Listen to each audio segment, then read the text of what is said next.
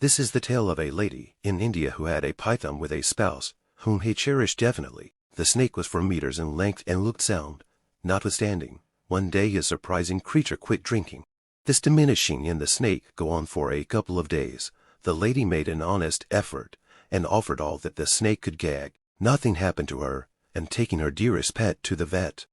The specialist listened cautiously to the lady and inquired, "How long does your snake lay down with you, folded over you?" The lady was astounded and exceptionally confident, said, "Okay, it does it consistently and it pays me to such an extent. I see maybe it is asking me something, and to assist him with feeling improved, no, could do." Then, the specialist said, something answering and generally improper, "Medium, your kid isn't wiped out. It is simply getting ready to eat.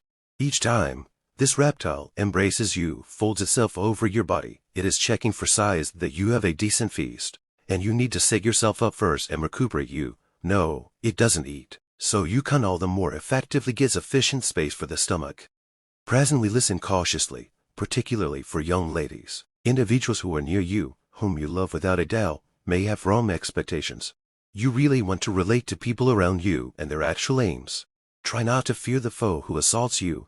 However, dread the companion who requests your image on Facebook and professes to embrace you. On WhatsApp or in college life, you need to pass by intently, with the goal that you can process it without any problem. Be guaranteed, nobody can cherish you more than your folks.